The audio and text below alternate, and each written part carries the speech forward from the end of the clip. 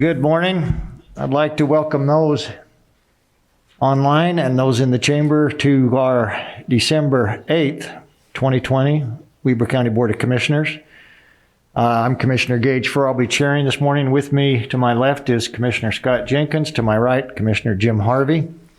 We're going to be starting this morning with a Pledge of Allegiance by Tammy Adelot. Tammy's here. Invocation will be given by Commissioner Harvey. Thought of the day, Commissioner Jenkins. Then we'll go to public comments. So start with Tammy.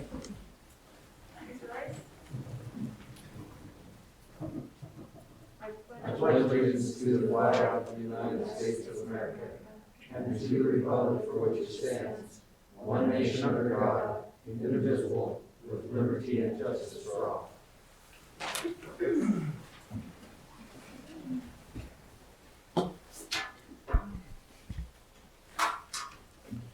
Heavenly Father, as we begin this meeting this morning, we're grateful so much for county government. We're grateful, Father in heaven, for the people who serve here, for their choice to help others.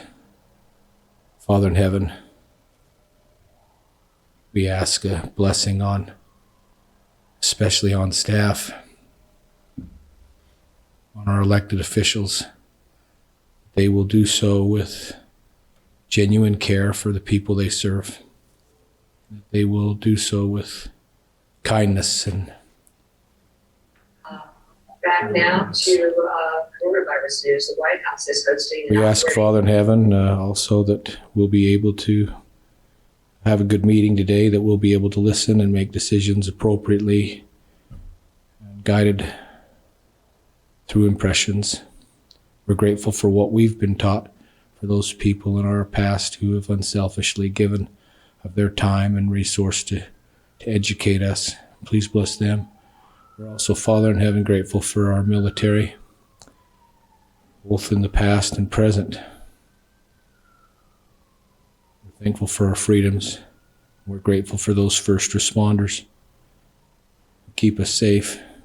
Father in heaven, bless those affected with COVID, both who have it and who may be a loved one of someone. We pray for understanding, and of this we ask in the name of the Savior, even Jesus Christ. Amen. Amen. Commissioner Jenkins. Thank you, Chair Furr. You know, we all get wound up in our lives and things that involve us all, and our businesses and what we do here and our individual families, and sometimes we don't stop to think about all those around us. Well, as we enter this time of year for the Christmas and New Year, where you renew yourselves and you renew the things in your life, so many of us, I just want to say I'm thankful for the opportunity I have of working for the county with all you fine employees that work for the county. We are blessed with wonderful people that have chose to spend their careers with the county. And I just didn't realize how exceptional most of them are until you actually work here with them. And it's given me a good reason to speak of my Thanksgiving this day for that, this time of year, and how fortunate we all are. And it's a privilege for me to work with my fellow commissioners. I've really grown to love and appreciate you guys, and I respect you for your efforts you put in. And we're grateful. We are, this is a wonderful time of the year. We should all be thankful for our blessings. And as tough as it is, we're going through some pretty tough things right now with our elections and everything else. We got to remain as positive as we can. This is important. We, as leaders of the county, and that we stay positive and try to help people get their way, find their way through these tough times. So that's my thought of the day, Mr. Chair. Great, thank you. You bet. Very, very nice, appreciate that. Okay, let's go now to our public comment. part of our agenda.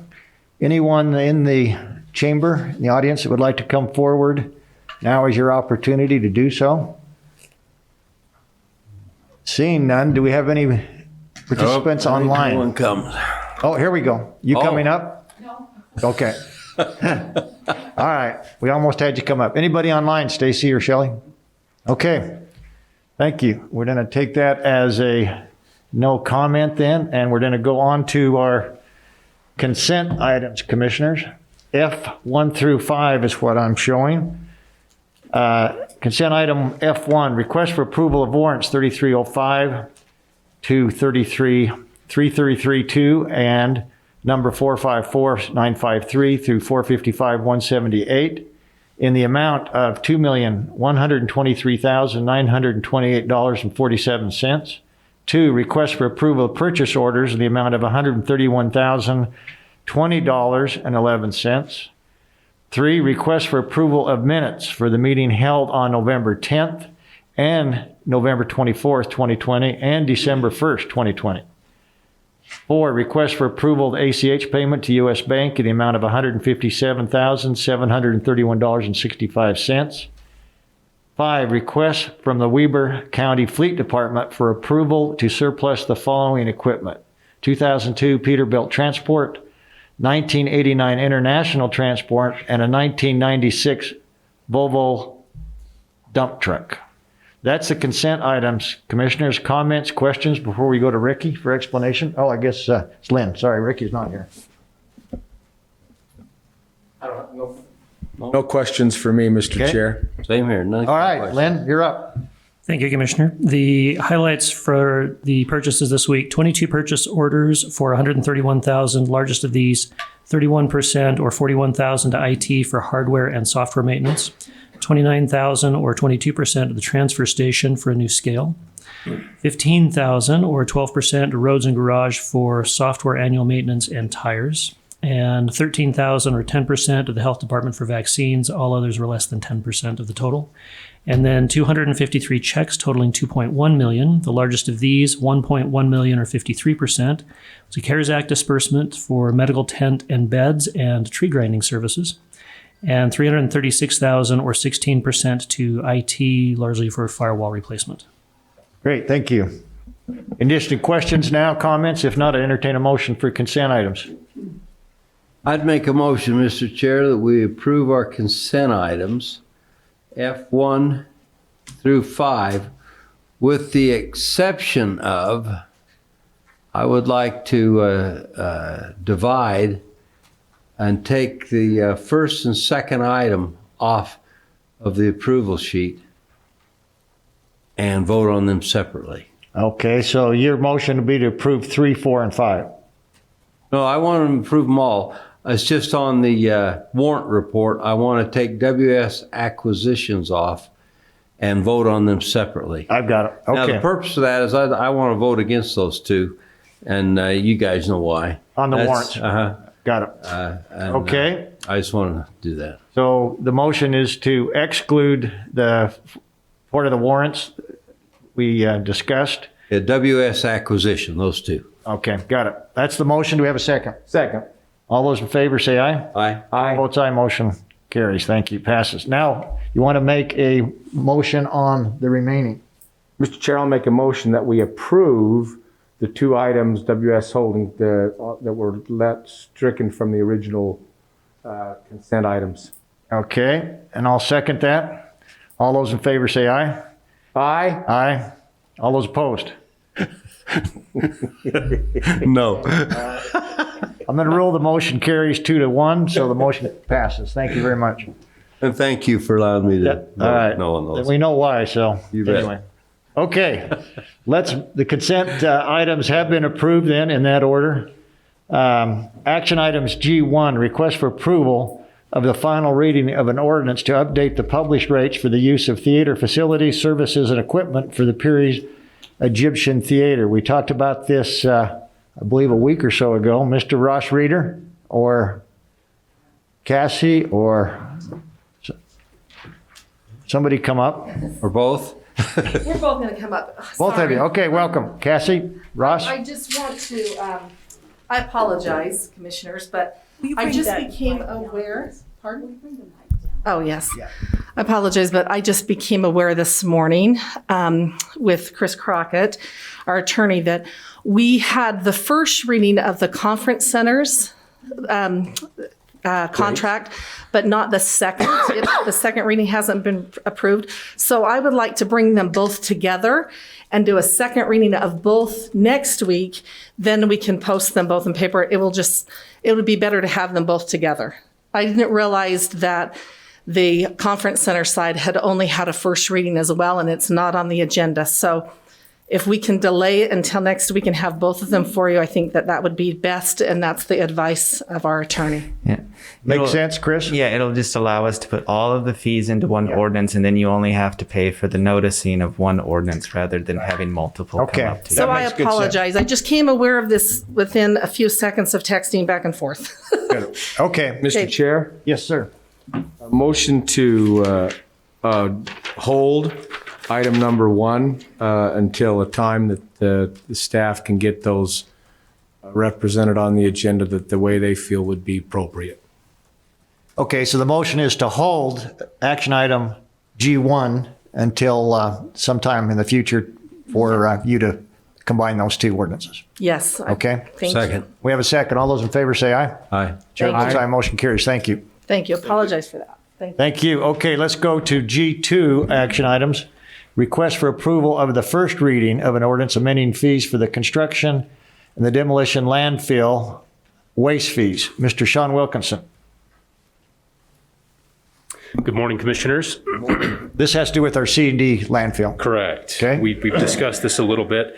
The proposal is that we increase the tipping fee at our C&D landfill from $16 per ton to $18 per ton, and that we create a separate fee for tires that have a rim diameter greater than 24.5 inches.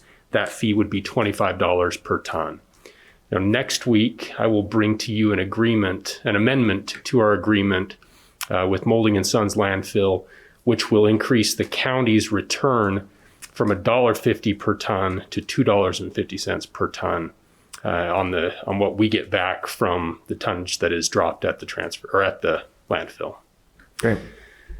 Does that conclude your presentation? That is all I have. So, Sean, just answer me a question. I know that we've talked about this before, but even with these increases, that still puts us on the lower end of the scale as we look at our surrounding neighborhoods for C&D. Is that correct? That's correct. Yes, the $16 per ton was quite low. We haven't had an increase out there since we started operation. We have gone to a scale system as of, I believe, 2017, but still no increase in 3 years under that scale system. So it was time for an increase. We've talked to our comptroller about that as well. Moldings are on board, and we feel like this is what we should do, and it is a very competitive fee. Yeah, that's great. Commissioner Jenkins, this is in your portfolio. Questions or comments? The only comment I'd have is we sat down and met with Mr. Molding, brought him in. We've met as a committee, talked about this, and we felt like it was appropriate, so we forwarded it to you. Great. Thank you. Additional questions or comments?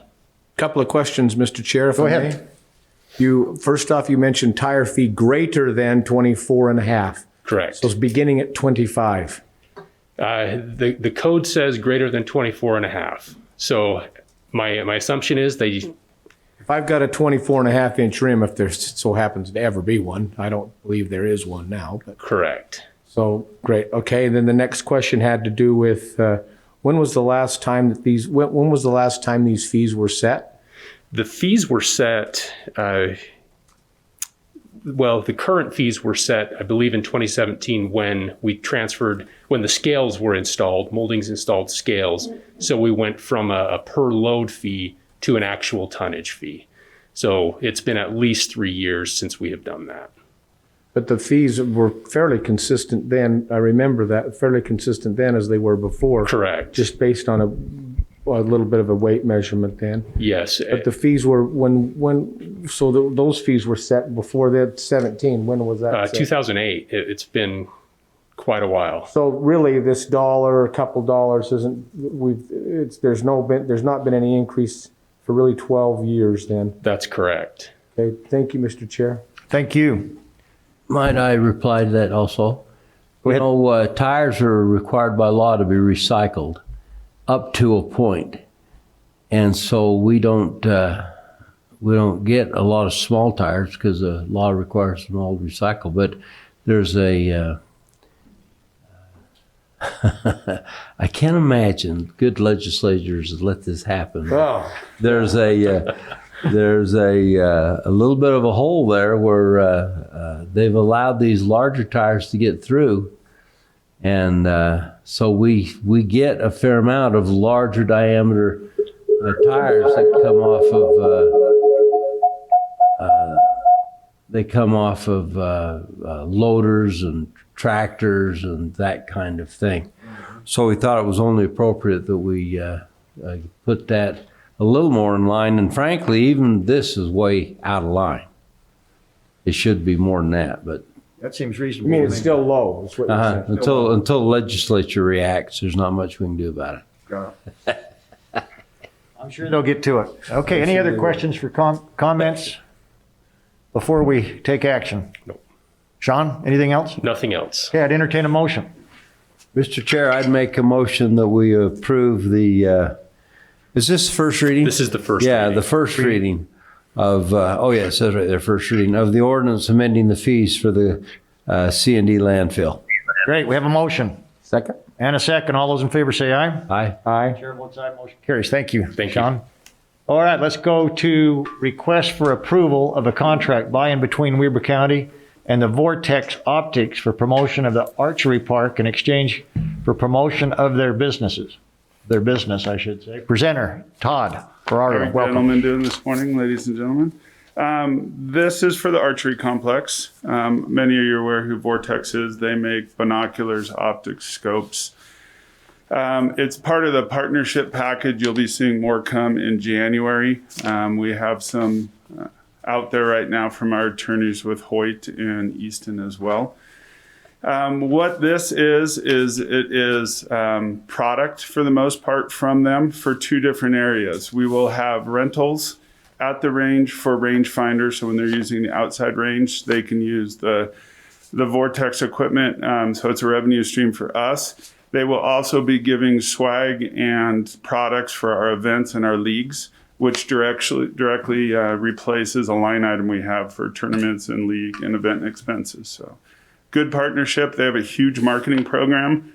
So they will be marketing our events as well through Vortex, and they have over 1 million viewers currently with Vortex. So Great. Okay, questions, comments, commissioners?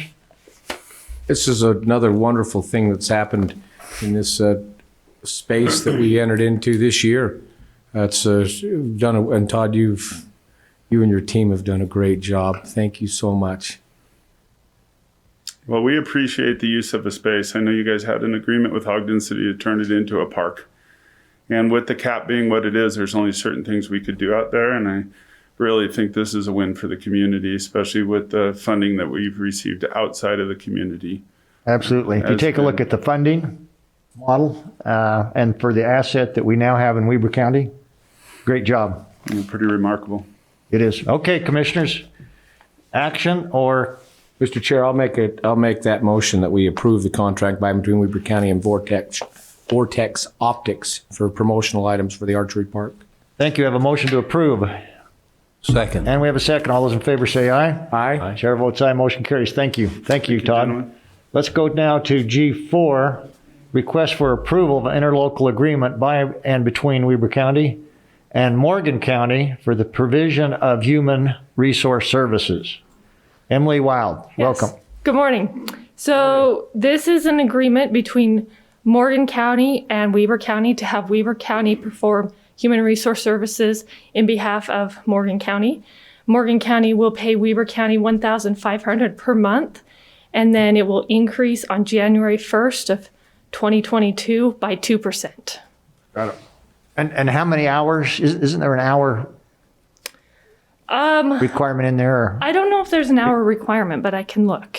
Okay, that's okay. We've talked about this before. I'm comfortable with those numbers. Questions? I suspect a fair amount of this information will be given over the phone. Yeah, that's what I would As say. Sarah sits at her desk. So, yeah.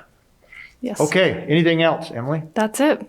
Questions, comments, commissioners? Just, Mr. Chair, Yes, sir. as much as we do contracts with our health department and other services, first responders, some contracts there, and I know that the citizens of Weber County will not be subsidizing this program based on the information we've received already from Human Resource. It would be my recommendation to approve this, and so when you're ready for a motion. I'm ready.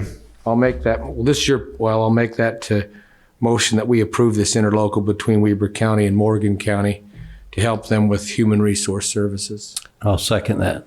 And we have a second. All those in favor say aye. Aye. Aye. Chair votes aye. Votes aye. Motion carries. Thank you. Thank you. This is just another example, commissioners, in my opinion, of working with surrounding counties, sharing resources, and making sure that their programs are as successful as ours in Weber County. So I think it's a step in the right direction. Sure. With that, let's go to G5, request for approval of contract by and between Weber County and Intermountain Healthcare, McKay-Dee Hospital, for CARES Act funding. That would be Mr. John Bond. John, welcome. Thank you, Ben. You're looking healthy this morning. I'm glad you are. Commissioners, we have a contract in front of us, an agreement between Weber County and McKay-Dee Hospital, IHC, as part of the Weber Cares program. Months ago, discussions started with both hospitals, Weber County or IHC, McKay-Dee, as well as Ogden Regional. And those contracts or those discussions have led to evaluating the coronavirus progression. And this contract or this agreement in front of you is the culmination of several discussions. The result is in item number 1, which is on this agreement, the county will grant up to $500,000 to McKay-Dee Hospital to assist in certain expenditures. Those expenditures more specifically are for employee-related COVID-related events. McKay-Dee gave us a list of employees. They started with the alphabet and went with letters A and B. And they went with those employees whose names start with those. We've reviewed those employee names. We've reviewed the expenses those employees have had from March until September of this year that were COVID related. They hit $500,000 with just those employees with those two letters A and B. We did not go further in the alphabet, so to speak. So it's up to $500,000 for reimbursement for employee related events. The second is item number 3. After several discussions, it was determined that it would be appropriate to bring to you a discussion about equipment that the county would purchase and donate to both hospitals. Today we have McKay-Dee. We hope to have a contract to you in the next week or two for Ogden Regional. And that equipment basically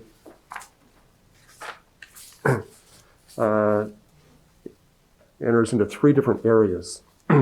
One is for surge tents. These tents are able to equip 6 patients per tent. There will be 2 tents per hospital, so a total of 4 tents. Those would be placed right next to the ER, generally speaking, is the plan right now. They would be delivered in the next couple of weeks, to my knowledge, and set up and used to help aid in the ER presentation of COVID-related patients because of surge capacity issues.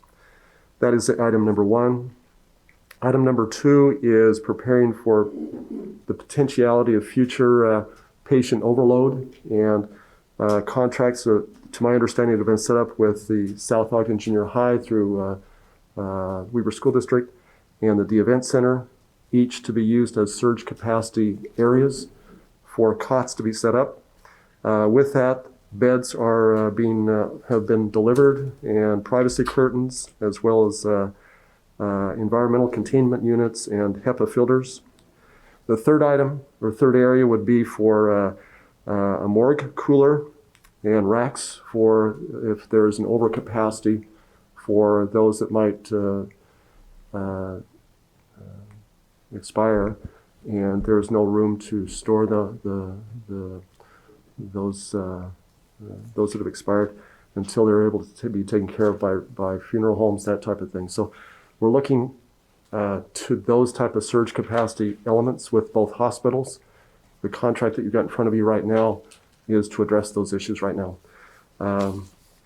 The costing of the per hospital would be roughly $350,000. So what we'd see today in this contract with McCady specifically is about $350,000 for surge capacity beds and tents, as well as $500,000 out of CARES Act money for employee-related events. So roughly $850,000 for McCady IHC. Does that conclude your presentation? Yes, sir. Questions for Mr. John Vaughn? Or comments? We've been at this a while, and I think in our work sessions, if went back and forth and around this, I think I'm comfortable here, Mr. Chair. Appreciate that. Yeah, John, I think we'd all hope that the day wouldn't come when we may put those resources to use at the hospitals, but with this last week or two, we're getting closer to putting those in use if they're not already. So I think this is probably a good move, and probably is going to help us in the future as well. So I'm in support of that. Commissioners, if not, no other questions, I'd entertain a motion. Mr. Chair, I'll make that motion that we approve the contract with regards to the CARES Act funding for Weber County and Intermountain Healthcare. Thank you. I have a motion. I don't love the idea of seconding this because I oppose it, but since the purchase has already been approved, I don't see any harm, so I'll second. Okay, then we got a second. Thank you for that. All those in favor say aye. Aye. Chair votes aye. Motion carries. Thank you, John. Good. Appreciate that. I As hope- always, appreciate your work on the CARES Act. Right. We funding. started this on June 2nd, so it's been 6 months and 1 week that Yeah. this began. We've been working on it almost daily. We hope over the next 2 weeks we bring finality to the contracts or agreements that we've got. We've got another agreement with Ogden Regional that will be coming to you, as well as we've got some homeless agenda concerns in the community that we're trying to address over the next week with a lot of nonprofits. So we're going to bring those to you as far as looking at those, and 1 or 2 small government entities. So we hope in the next 2 weeks we have that finality brought as far as agreements, and then by the end of the month that should be come to a conclusion. That's great. And it's, appreciate I know that we have another couple weeks left of still some negotiations, some work to do, but we're getting close to the finish line here. Yeah. And from everybody across this community I've talked to, been very much appreciative of the work from you and your team and the CARES Act funding. Good. We appreciate your support, so thank you very much. Thank you. Thanks, John. Okay, commissioners, time for a public hearing. I'd entertain a motion. Mr. Chair, I'll move that we adjourn our public meeting. We move into a public hearing from our public meeting. Thank you. Motion is to adjourn this public meeting and reconvene as a public hearing. Second. And we have a second. All those in favor say aye. Aye. Chair votes aye. We're now in a public hearing.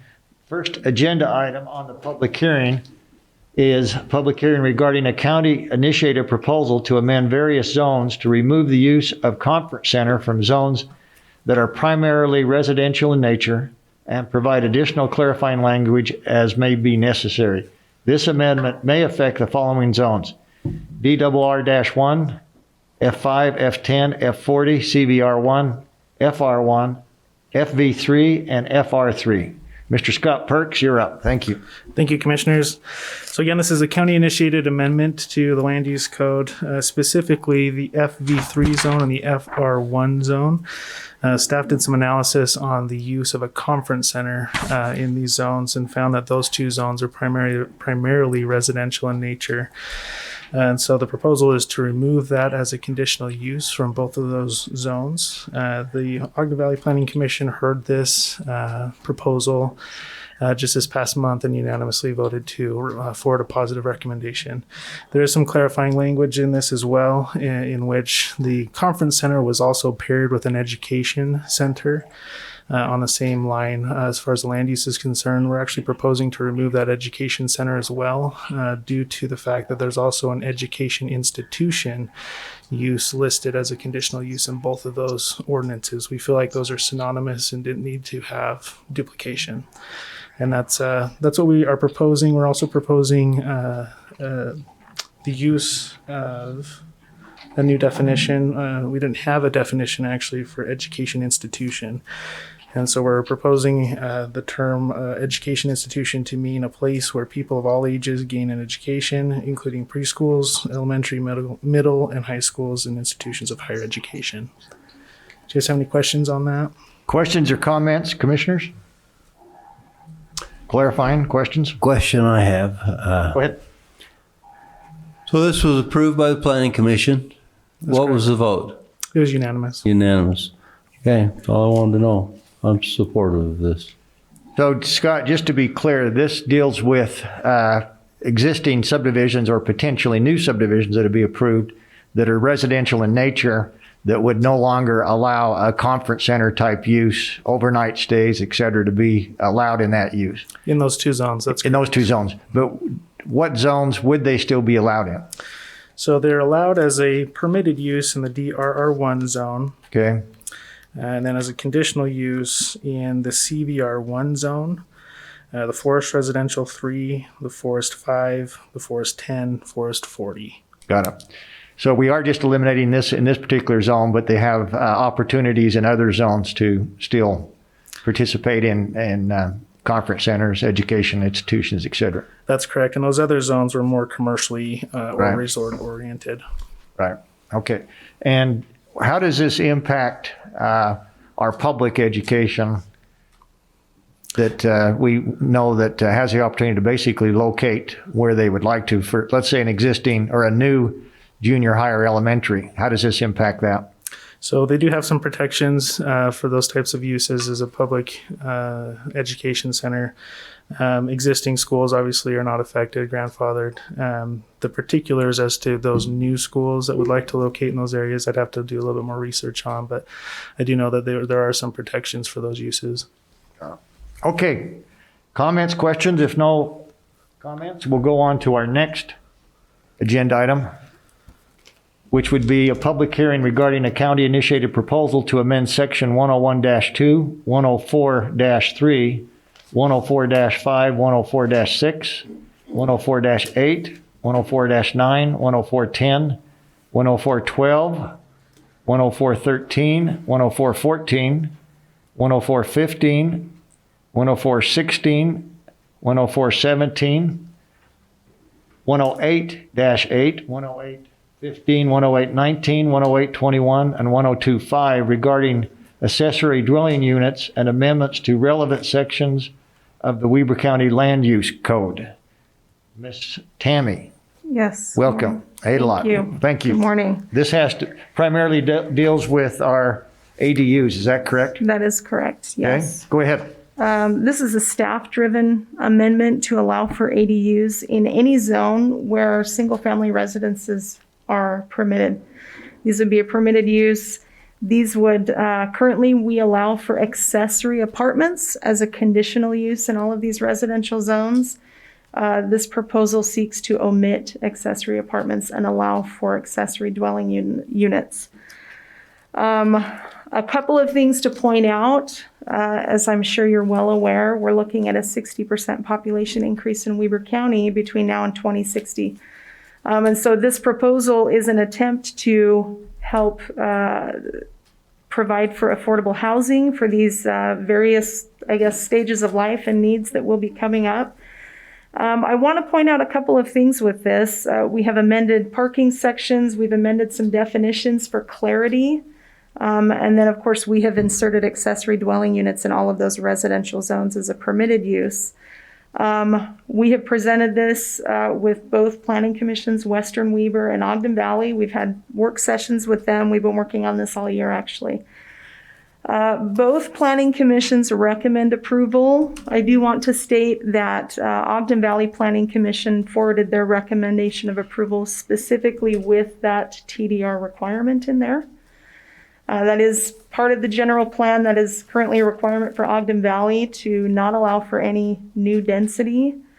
And that is what we are proposing. I tend to be kind of short and sweet, so if you want a much longer version, I can call Charlie up here. But do you have any questions for me? So I appreciate that explanation. So since you brought it up, let's go to that section of the code, which I believe is 108-19-2. So for Ogden Valley accessory dwelling units, ADUs,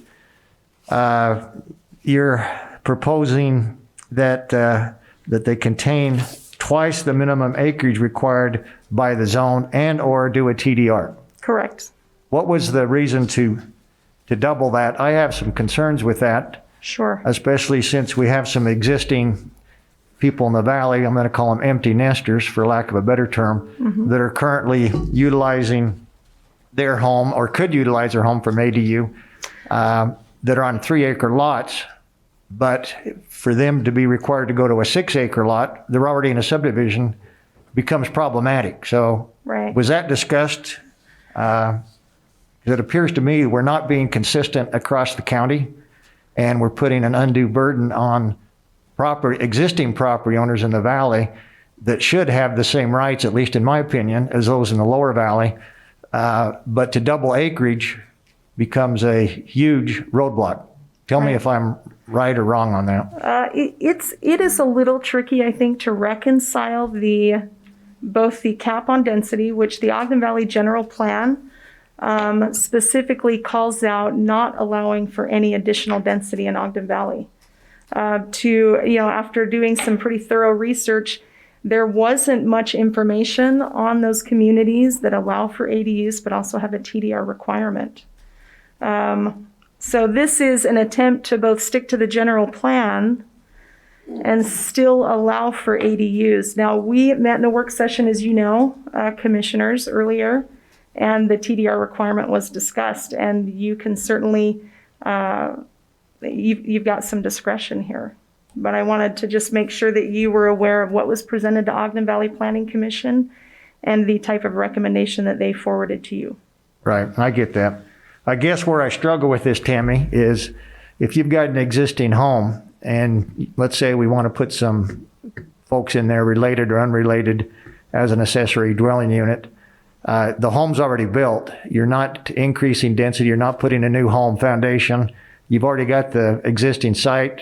You've got all the requirements in here that I read for parking, et cetera. So I guess I'm having a hard time understanding why we would take a heavy-handed approach in these situations, because you're not increasing density to the extent of additional homes with a TDR. So just to point out, we've made a few adjustments in this proposed ordinance based on feedback from the planning commissions, and we had Western Weber Planning Commission was seeking some larger parameters for footprint size. When we look in this proposed ordinance at the potential size of an accessory dwelling unit, we could very easily have a 4,500 square foot accessory dwelling unit. As far as how many people that could house, I couldn't tell you exactly, but that could house certainly a family. So I don't know if we need to redefine a density unit. Charlie can certainly speak quite a bit to this, as he's been in exhaustive discussions regarding this and a potential market for TDRs. So if you want to call Charlie up here. Sure. Charlie, can you explain that to us? I think what I heard Tammy say in the beginning. Maybe the reasoning behind that, you've heard me Sure. give my concerns here. I'd like to, get the opinion of. Yeah, happy to do so. I think what I heard Tammy say was, I'll talk really long and about a lot of things, as opposed to short and sweet. I want to make sure I understand the concern first and foremost. Mr. Chairman, you mentioned an existing home already established wouldn't necessarily create a new density unit. Can you help me understand the context of that scenario? Well, so let's say that somebody has a 8,000 square foot home. They're an empty nester. They want to create, I'm going to call it a mother-in-law apartment or an accessory dwelling unit within that same, or build something attached to it. It could be one of the two scenarios. Typically what we see happen in the valley right now, is you have existing housing stock with people that have been there a long period of time that don't want to leave the valley, but could use the additional income to pay for property tax, could use it for safety reasons. I can list a number of reasons why it's appropriate to, and just because of the cost nature of the valley right now, it's very difficult to obtain housing. Yeah. You brought up in your presentation moderate housing income housing. This gives the opportunity for people that maybe don't have the means to afford a house to still be in the valley. Perfect. Thank you. That helps clarify. That's my a lot. concerns. Yeah, and the impact of an accessory dwelling unit is certainly less. We haven't done a considerable amount of research to show you the facts, but we can dig those facts up. It is less than a standard single family dwelling. A little bit more than just a single family dwelling, though, just because you've got a different family, so there are different effects of that. Reducing the size, so putting some caps on how big these accessory dwelling units can be, will certainly reduce those effects as well. Our original proposal was to stick with what the current accessory apartment ordinance says, which is 40%, no greater than 40% of the primary dwelling. As we were discussing that with the Western Weber Planning Commission, there were some concerns that, we stuck with 40%, and then there is an existing size allowance for existing accessory apartments of 800 square feet. So you put 800 square feet and you put no more than 40% of the main home. Both of them have to be true. You're going to have pretty small homes, and so pretty small impact in those cases. When we were talking to Western Weber County, they mentioned, there are a lot of homes in the Uinta Highlands area or elsewhere that are really big, and allowing for an accessory dwelling unit on the same property, whether it's inside the home attached or outside detached, that is bigger than 800 square feet is going to provide an affordable housing option to larger families. And we know we have larger families in these areas. And so they wanted to see those numbers pushed up a little bit. Our proposal back to them was no more than 1,500 square foot footprint, which if you have a basement, a main floor, and an upper floor, that's the 4,500 square feet that Tammy mentioned. Economics is going to limit that. You're not going to see a lot of 4,500 square foot homes going up as accessory dwelling units. But that, I think, was the compromise that the Planning Commission from Western Weber wanted to strike in order to provide that additional housing type. So that said, that brings the number up, and bringing that number up brings the availability of more housing for people, which brings the impact up. So there's the potential for double the impact in those kinds of circumstances.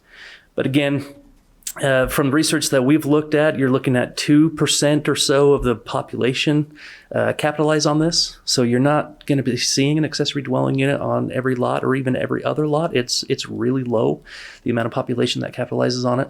At least those are the numbers that we've pulled nationwide, relying on some of the research that Ogden City did when they were looking to implement the same. So it seems pretty small in terms of impact. However, we are cognizant of the fact that the Ogden Valley General Plan did say no new density, and they specifically said ADUs should be addressed by TDR. That document's an advisory document, it's a recommending document, and so whatever is in the best interest of the public, as determined by you guys, certainly should move forward. Just a point of clarification, the proposal that's in your packet, if you were just to move forward and adopt what's here, it does not have the TDR component. We heard what you mentioned in work session last week, and we removed that in the proposed text. However, the text that is attached to the very back of your packet, that's the text that the Planning Commission's recommended to you, and it does show that TDR component, so you can kind of compare the differences. Okay, so I read the sheet here. What you're saying is the TDR is not included in what you're proposing today? Right. So if you go 2 or 3 pages into your staff report, you'll see whereases start out. So a sheet that says whereases, you flip through that particular one to that section that you're referencing there, and it won't show the same text in there. Okay. All right. Thank you for that explanation. You bet. And I agree with you. It's a very small percentage, 2%. is not a large number. But if you happen to be an empty nester up there and you're part of that 2% and you'd like to take advantage of an ADU and you're required to double your lot size, then the 2% goes away because you're not going to be allowed to do it. That's true. And also mention there are a lot of the demographics in the Ogden Valley is definitely different than you see in some places. And so you may see more accessory dwelling units going up. A good point to rely on in the proposal is that the main dwelling does need to be owner occupied.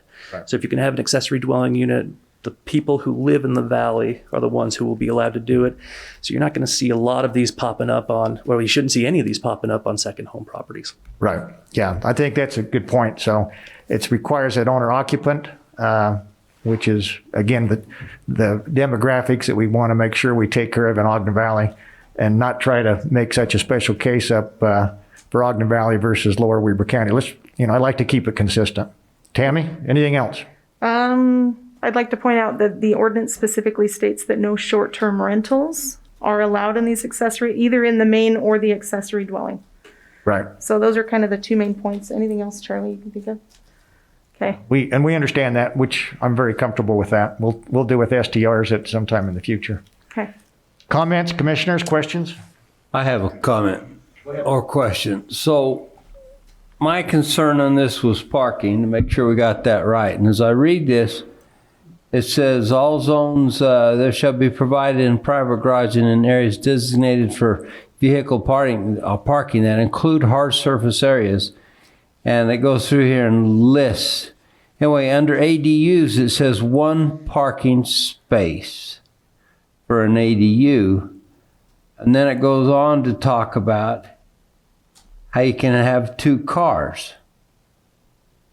Yeah, it says maximum yard area, respective area shall be used for parking of no more than 2 automobiles, which shall be functional and licensed with current registration. Now, I don't see where that is specific to the unit as a whole. So isn't that conflicting? So we've got on page 27 of your staff report, under parking spaces for dwellings, we have allowed for 2 parking spaces for an accessory dwelling unit. However, if the dwelling unit is smaller than 800 feet, then they're allowed 1. So what happens if they have 2 vehicles? Are we going to have one on the road? I don't believe that we like to encourage parking within the right-of-way. There was a bit of discussion of this with Western WEBER. Go ahead. Well, the only reason I question this, and I've kind of watched, I agreed in the beginning when they were talking about this that I'd support it as long as the parking was off the street. And it appears that we've not done that here. Am I wrong, Charlie? Nope, you're absolutely right. So we did have this discussion with Western Weber planning commissioners. Their concern was that if it's 800 square feet or less, you're probably not going to see that many cars. I don't think we see the same in the details. I think that when you've got a family, you usually see 2 cars. In fact, you see more than 2 cars on average per family in the United States. You got a mom and a dad, you're going to have 2 cars in many cases. We did reduce it to 1 unless it's greater than the 800. But you guys can change that. That was just to satisfy the Western Weber Planning Commission's concerns. Huh. Feel free to change that to 2. And really what we would do is just strike everything after the semicolon. The only reason I question that is because a small ADU that would be rented to a young couple just married, well, in most of those circumstances, they're both working. Because they're just starting out in life, and the wife, they're trying to get ahead and they don't have kids yet, and that's just the normal flow in most people's lives. And so I look at that and I say, well, here we've got, obviously we're going to have 2 cars, and they don't have parking for 2 cars. And once again, I would not complain about an ADU being next to me as long as everything was contained on the property, you know? If they have 2 cars or 8 cars, why would I care as long as they're on the property? But if they have cars going down the road in front, that's where the rub is, right? That's generally where people get upset. So that's why I think if you're going to have an auxiliary dwelling unit, you ought to have the parking that goes with it. And frankly, in most of these cases, they're not going to build a garage. It's going to be a driveway pulling up to it, and so the driveway ends up being a few feet longer. I mean, it's still, you know, it's just going to be one behind the other. I don't see where this is cumbersome in any way or extremely expensive to do. You see what I mean? It's not like these parking facility or parking areas have to be side by side, so it's going to take more area. They could literally be one in front of the other. So it's just that simple. I just think this is a very low impact. I agree with that 100%. I mean, it might entail putting in a new parking pad next to the existing driveway or extending it, but to me, that's more manageable than parking on the street. Well, it's about being a good neighbor. Yeah. So do we have a fix for that? Take care of Commissioner Jenkins. Yeah, sorry, Tammy probably could have said this. I didn't need to jump up. Take care of me. Yeah, if you just strike everything after the semicolon on the table, on the parking table, it will say 2 parking spaces. Okay. What page are you on? I think it was 27 of the staff report. 27, I believe. Yep. Yeah, I think that makes sense.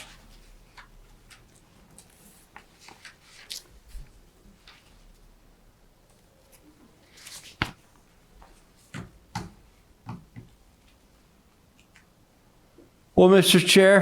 Yes, sir. Are you ready for a motion on this? Hold on. Well, we got to go to public comments first. Oh, yeah, that's true. We'll go to public comments and come back for action. Yeah, then we'll come back to that. Okay, that's right. I'm getting ahead of it. I appreciate you bringing that up, and I think Hold on, I'm getting ahead of it. We do have an option here. So does that conclude your presentation, Tammy? Yes, at this time, yes. Thank you. Any comments, questions? I have a couple of comments. Go ahead. If I can, Charlie and Tammy. Guess you're not done. No. Have you thought, what are the unintended consequences of this as it sits now? Considering that we strike on staff report page 27 after the semicolon, because I, with Commissioner Jenkins, agree that any parking, it cannot be on the street. It has to be on the property. Absolutely. Whether it's 2 cars or 10, it doesn't matter. It needs to be on the property. So are there any unintended consequences that were talked about? Specific to the parking? Mm-hmm. We've gone through this at length with the parking. We've gone through a few different scenarios, specifically with Western WEBER. The subject of existing structures will come up and converting them to ADUs and their proximity to the property line. That may have more unintended consequences, I think, than requiring an additional parking space or allowing for additional parking, rather. We do have a cap on the percentage of the yard area that can be taken up with vehicles, but the indication here is that they will have designated parking for any vehicles associated with the accessory dwelling unit. Thank you. Charlie, are you aware of any? I'm not. Next question. What about impacts to existing septic systems? Many of the locations, the place is sized for a particular size septic system. So can you speak to that? Or how does that, in as much as these will be permitted, I'm sure, will that require a second system on that lot? Or what's the tie-in? Help me with that. So we do have a list of requirements, and one of those is to obtain approval from the Sanitary Sewer Authority They're also going to be required to provide proof of water for that accessory dwelling unit. In talking with Summer Day over at the Weber Morgan Health Department, she indicated that many septic systems were sized larger in anticipation of possibly expanding a residential use, whether it's adding a bedroom onto the existing structure or perhaps something along these lines of an accessory dwelling unit. And so the health department has been made aware of this proposal, and they understand that they will have people coming to them looking for capacity letters stating that they currently have sewer capacity or septic capacity rather to accommodate that, or they will receive a recommendation from the health department for a septic system that could accommodate that. Next question, thank you. Next question is a lot of people have barns up there, anywhere. They'll have a barn in their backyard, a 20 by 50, let's just say. And a lot of times they're built pretty high.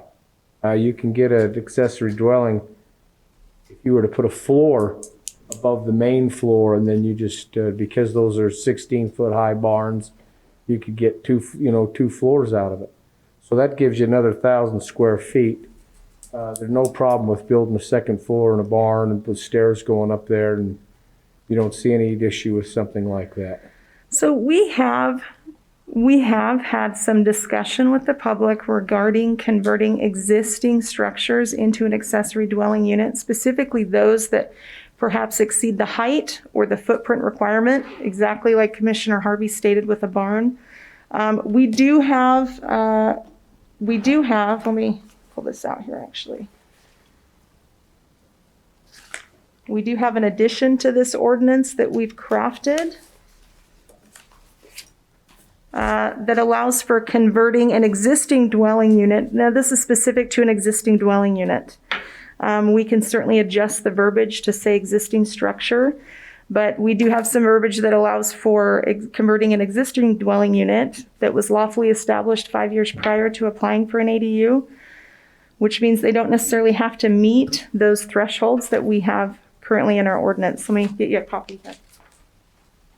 Thank you, Tim.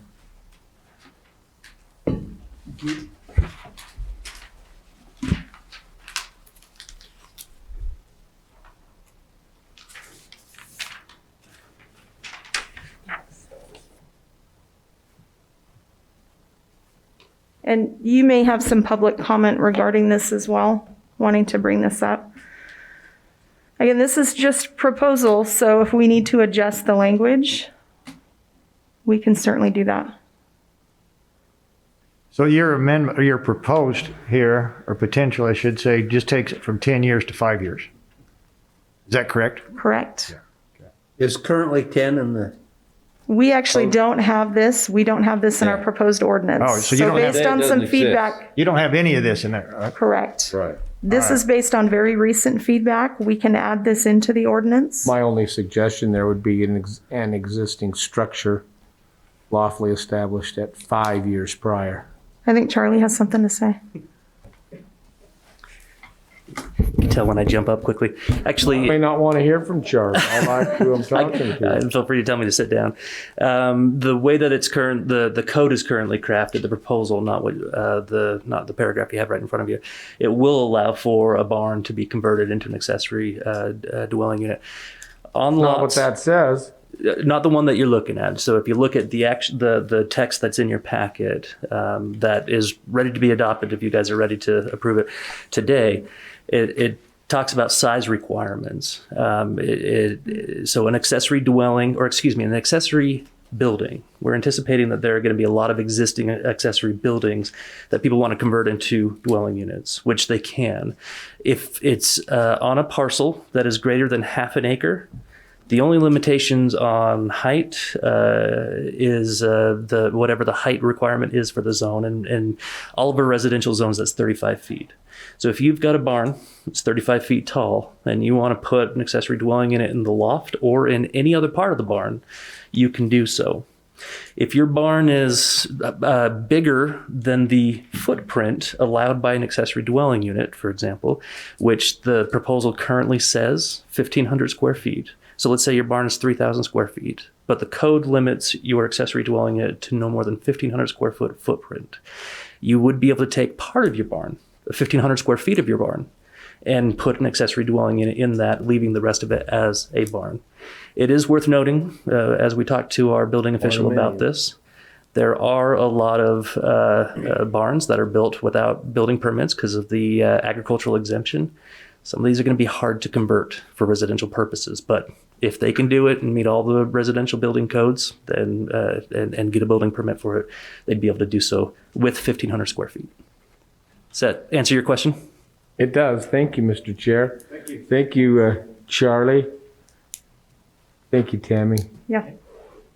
Does that conclude your? All my questions. It does for now. Thank you. So I've got one last question, Tammy. So one of the amendments that we've been discussing is 1087-6, which deals with weeds. I'm assuming we're not dealing with that today. Okay, because that's not part of the one. So that's for a future discussion. Got it. Okay. Anything else? Questions, comments, commissioners? If not, I had a question on height, but Charlie mentioned it, and you must have knew I was going to ask that because you just answered it. So I'm okay with it. he was reading your mind. Okay. Seeing no other questions or comments, let's go to public comments. Anybody that's online or in the chamber, come on up. Mr. Gary Myers. Thanks, Commissioners. I just wanted to recommend my appreciation for that last sentence that you are putting forward for approval and amendment on the age of the structure being 5 years or older.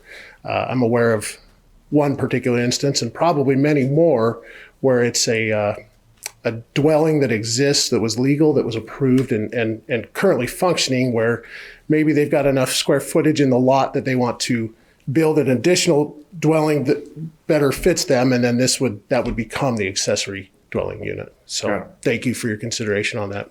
Thank you. Question. Yeah. Go ahead. Why do you care if it's 5 years older, Gary? Great question, Commissioner. I happen to. What's going to change in 5 years? Well, it's the age of the building itself, how long it's been there, and how legal it is, and how it was functioning. So that's more the concern there. Hold on.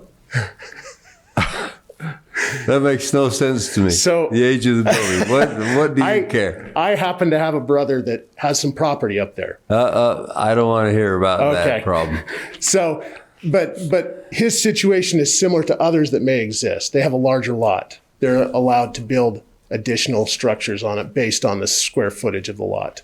The intent would be that they are interested in building the structure they would prefer, and then that would allow them to use this other structure that would qualify under the other accessory dwelling unit rules and regulations as such.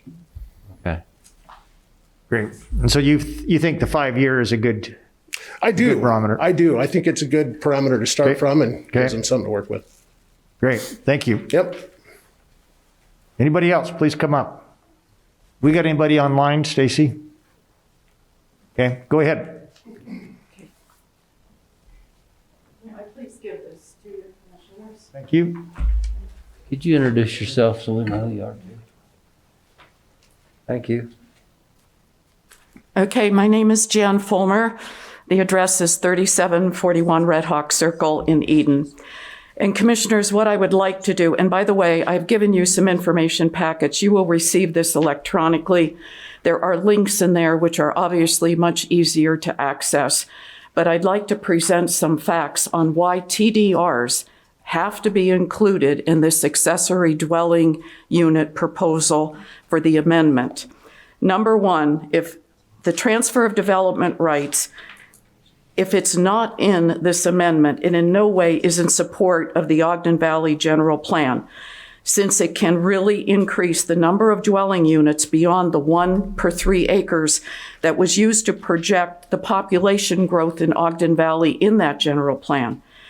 Weber County contracted and paid for the Logan Simpson consultants to work, and it was approximately 2 years, and I was very much involved with this project, to work with the Ogden Valley residents to develop this plan, which was approved and adopted by the Weber County Commissioners in 2016.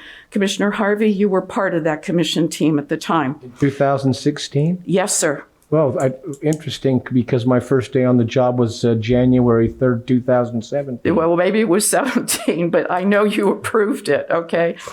I just was trying to keep the dates right here. Okay. But thank you for the compliment. All right. There was a significant amount of time and money put into this plan, and removing the TDR requirement from the proposed ADU ordinance ignores one of the most important elements of the plan, which is TDRs. They were included in the plan to ensure property owner development rights were respected and compensated for.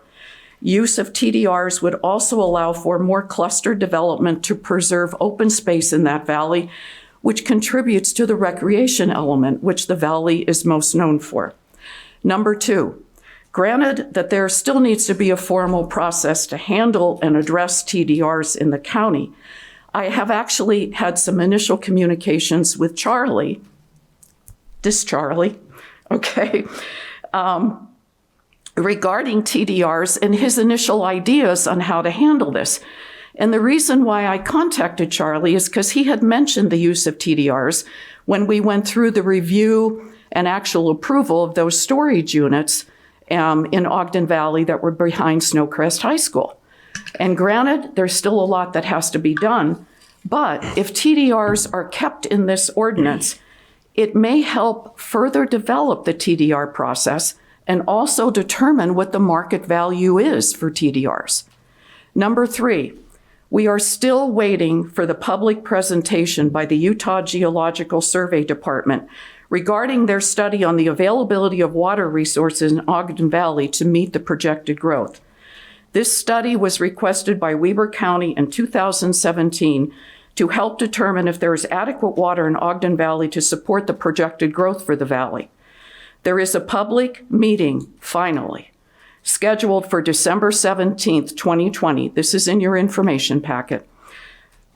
From the Utah Department of Natural Resources regarding this study and potential changes to water right policies in Ogden Valley. The details on this presentation and the link to this study that was done by the Utah Geological Survey Department, it's also in your information packet. Excuse me. Also, yes. Is this is Natural Resources has got this scheduled? Yes, sir. So is this wastewater? No, sir. This is culinary water.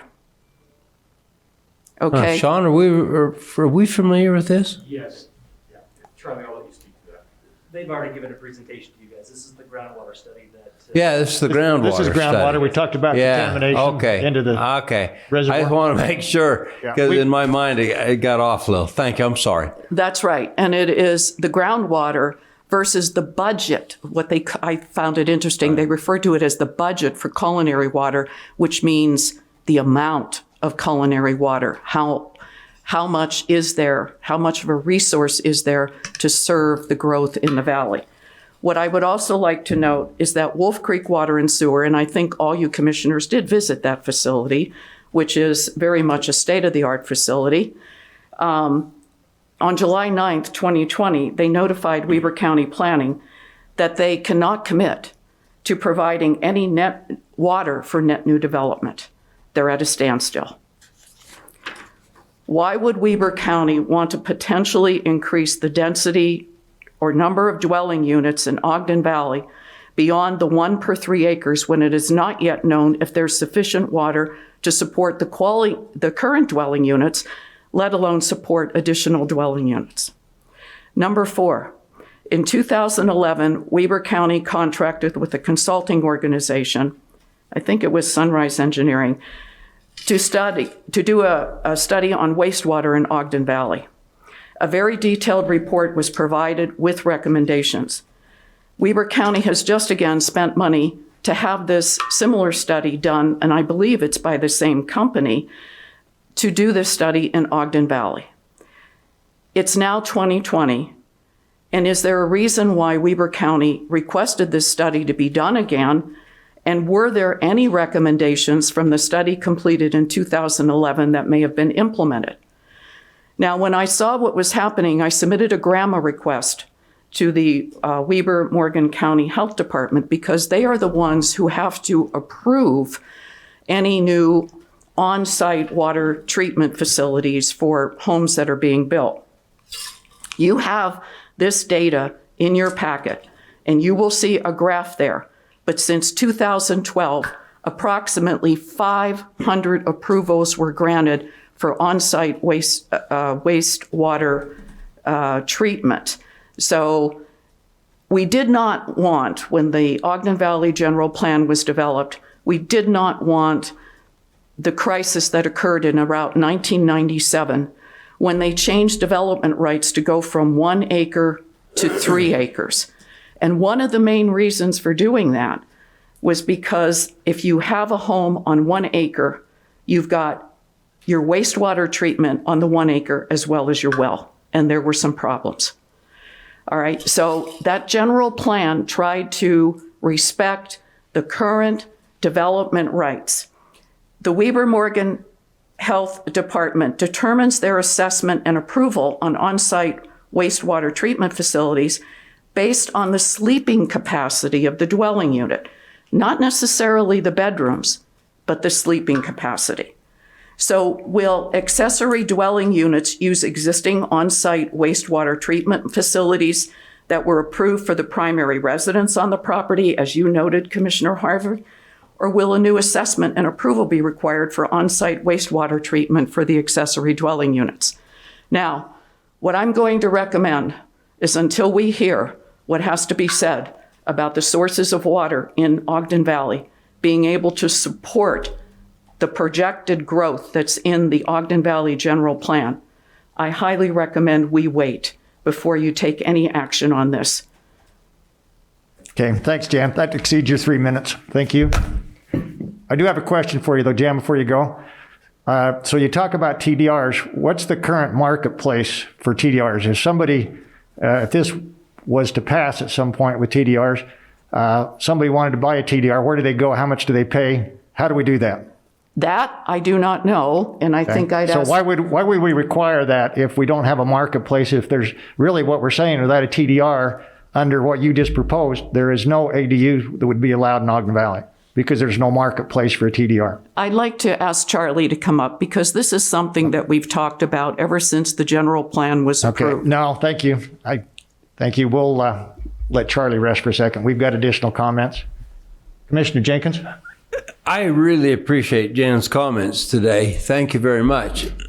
Now, just so you understand, we have contracted with Weber Basin to do a study on available water, both domestic water and both culinary and secondary irrigation water and the availability of it to it.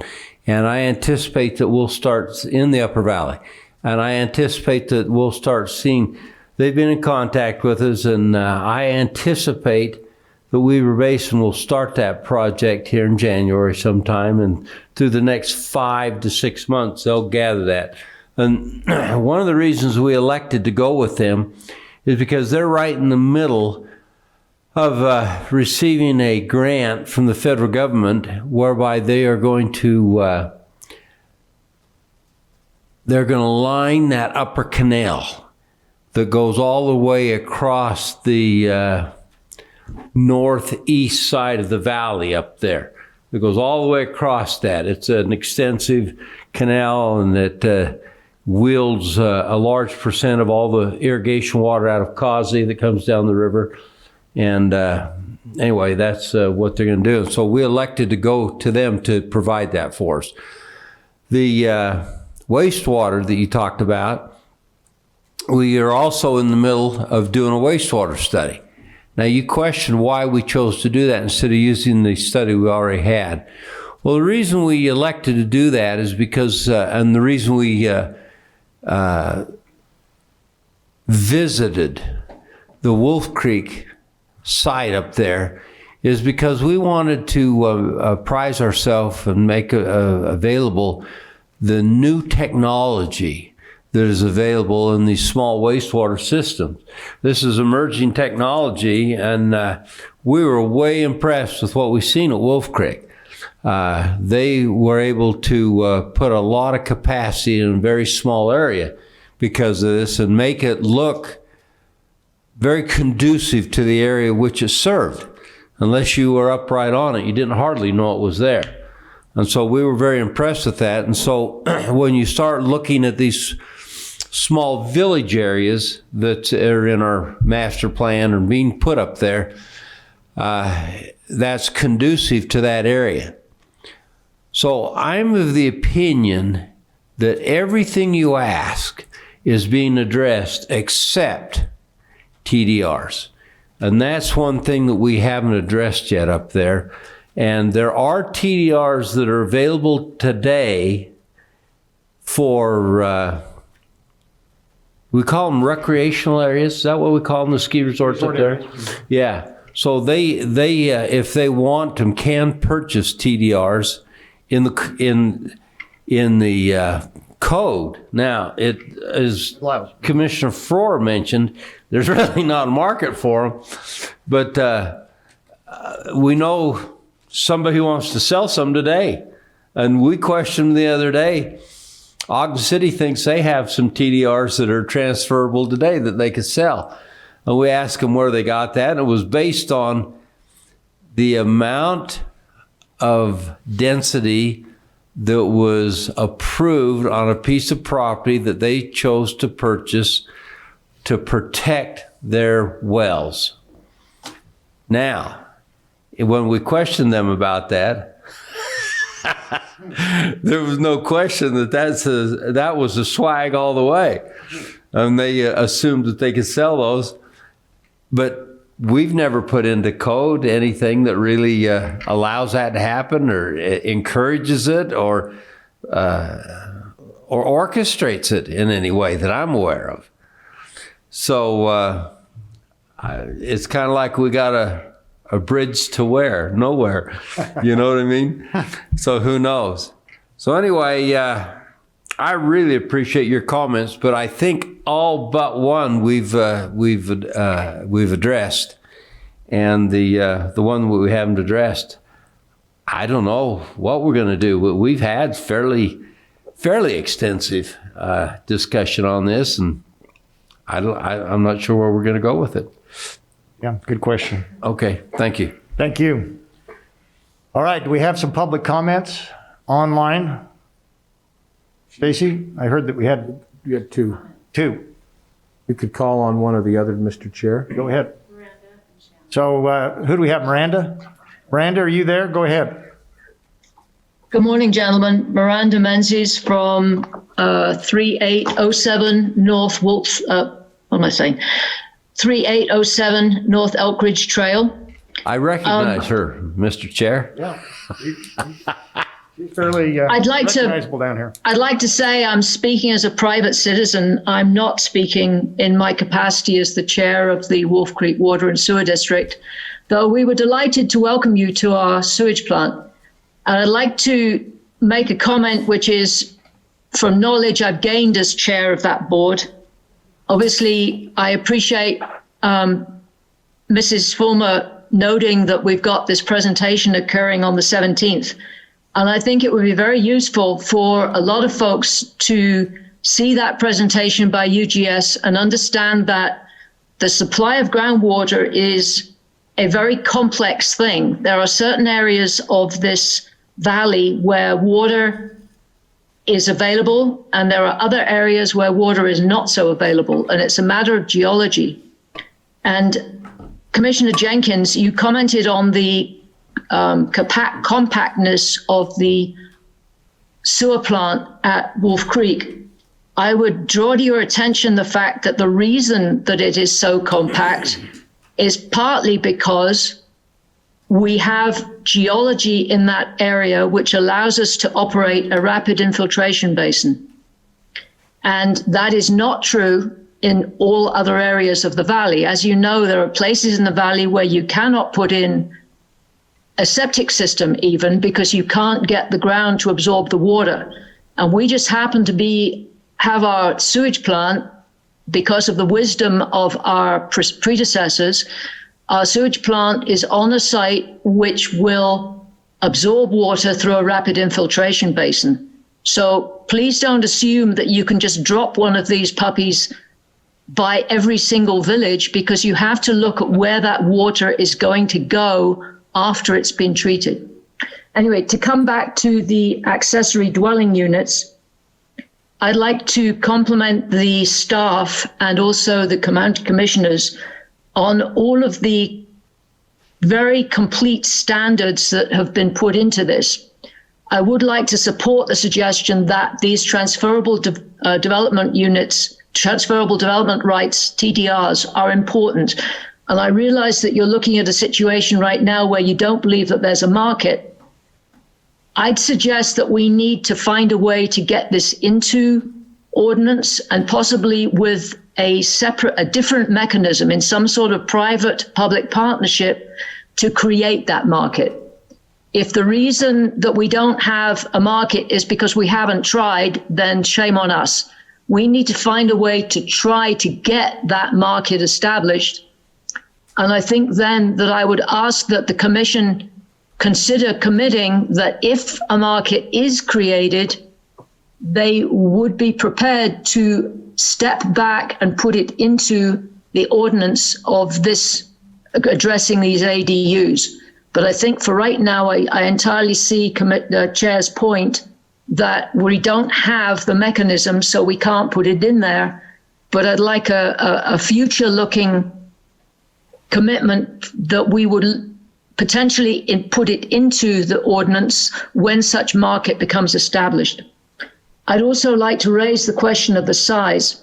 The idea that somebody could build an accessory unit that's 4,500 square feet, that's bigger than many of the houses in the valley. It's bigger than the size that Summit has established of 4,000 square feet for its homes up in the DRR1 zone. So I would ask that you look again at that size limit to make it the 1,500 square feet total floor area and not have that as a footprint size. I may have misunderstood what you were saying, but I do think that 1,500 square feet is perfectly adequate.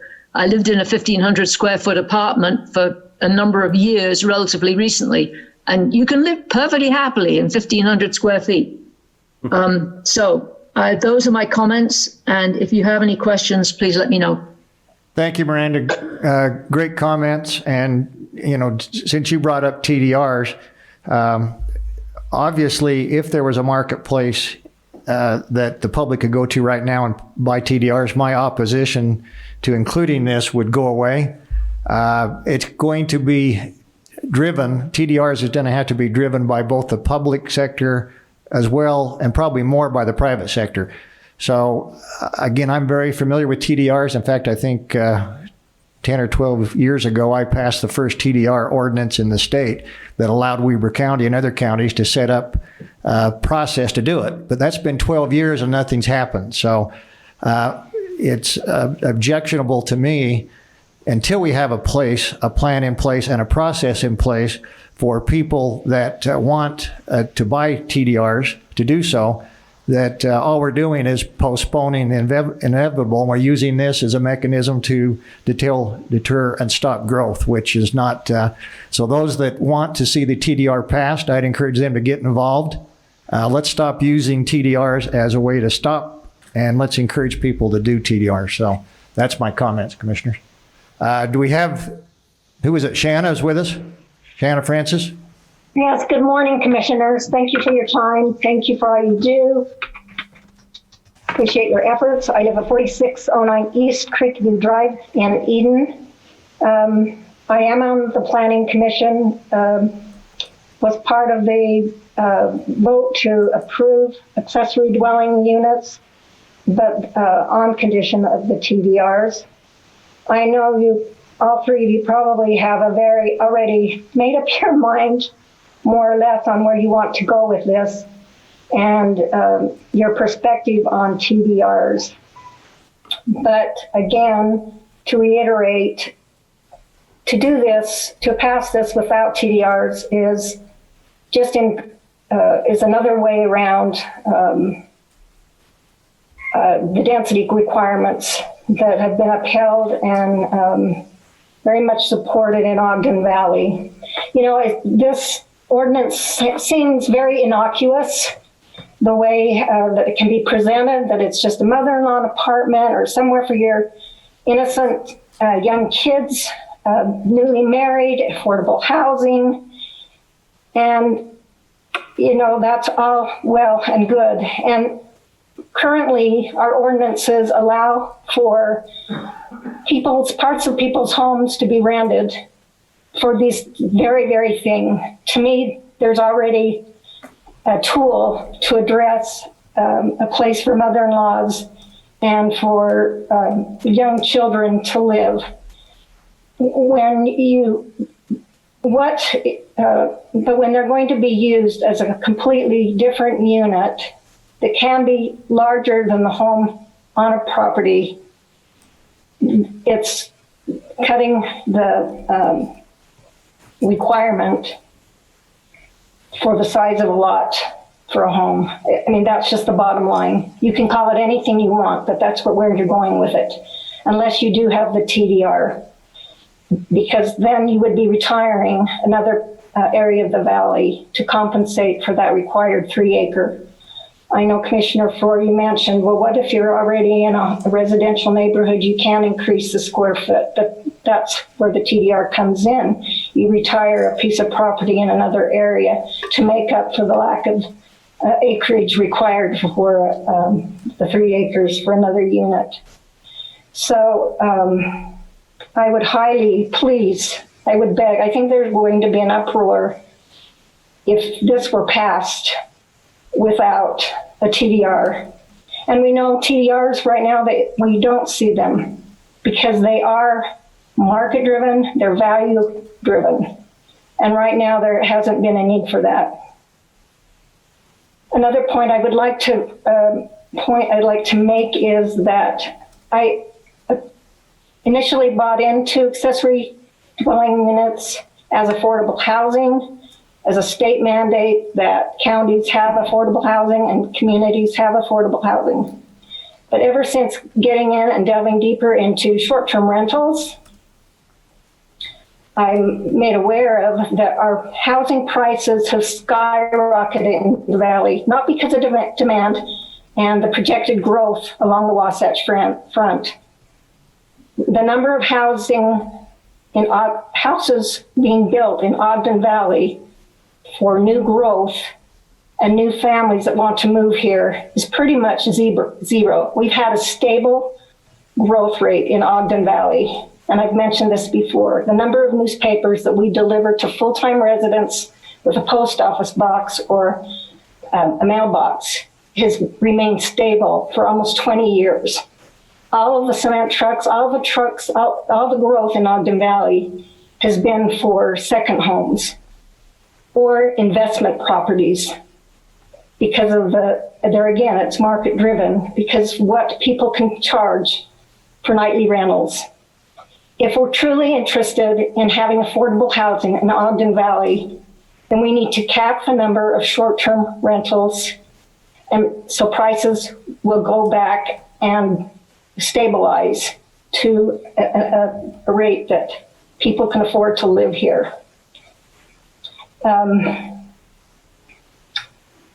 That's pretty much what the comments that I would like. Again, please either put a hold on this until we can find out what the water situation is, till we can figure out a TDR plan.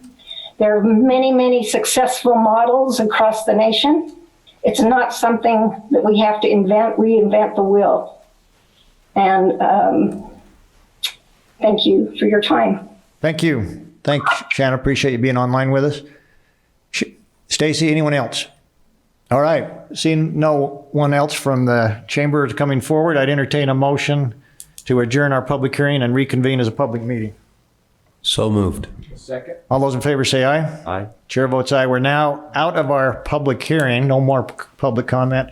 and we are now in a public meeting, which would take us to the point of action on our proposed county-initiated proposals.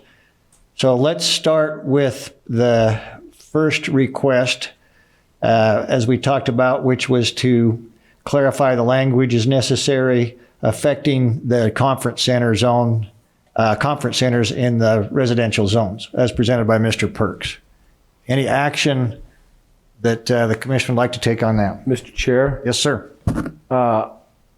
I'm in favor of amending the various zones to remove the conference center from those zones as was presented by Mr. Perks today. Is that a motion? That is a motion. So we have a motion to approve. You have a second. And we have a second. That's ordinance 20. Commissioner Jenkins? Aye. Commissioner Harvey? Aye. Chair Farrar? Aye. Thank you. All right, now taking us to our next county-initiated proposal, which is the one we just heard on ADUs, accessory dwelling units, as proposed by our staff. Action on this particular resolution.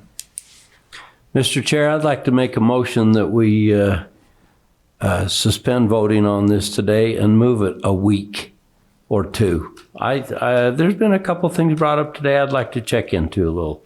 And I just would like to, we've held the public hearing, so we can address it later on. So you got it. I would like to move the agenda, I guess. Okay. So that's a motion. Motion to move agenda item 3 for a date in the future to be determined. Do we have a second? Yeah, I'll second that. I've got some language here, but I don't like waiting, but I'm okay for as long as it's not months or years. Yeah, I'm going to be in support of that with the information that would be provided back to the commission from our staff, and that this would be an action item prior on or before our last meeting of this year. Well, do you want to just, I'll include it in my motion that we simply move this 2 weeks. 2 weeks. 22nd. Yeah, 22nd. 22nd. All right, so the motion is I'll amend my second to it. All right, great. That's the motion to put it at a time certain, date certain for December 22nd, which would be the last commission meeting of the year. All those in favor say aye. Aye. Aye. Chair votes aye, motion carries. So we're now, do you need to take a roll call on that? No. All right, didn't think so. All right, commissioners, thank you for that. That concludes our public meeting. What do you want me to do with all these notes now? Well, that's You might have to save them. Yeah. I'm giving the opportunity right now to make your comments. Yeah, that's okay. Go ahead. No, I don't. Thank you, Mr. Chair, but I'm out of comment. I'm done. You out of comments? Commissioner Jenkins. I just want to thank those who've attended our public hearing today and chose to comment. I think it was very good. I'm taking their comments to heart, and I'm going to check into those in the next week or two, and we'll do a little work here. Yeah, absolutely. I mean, I think this is an issue that is not going to go away soon. Obviously, we've got the TDR issue in front of us that needs to be resolved, but we also have to at the same time look at our moderate income housing. We talk about affordability, and sometimes that requires tough decisions if we're going to have affordable moderate income housing, and result of that will be a lot on what the Planning Commission and staff recommends. With that, any other comments, questions? I'll entertain a final motion. Motion to adjourn. Second. All those in favor? Aye. Aye. We're adjourned. Thank you.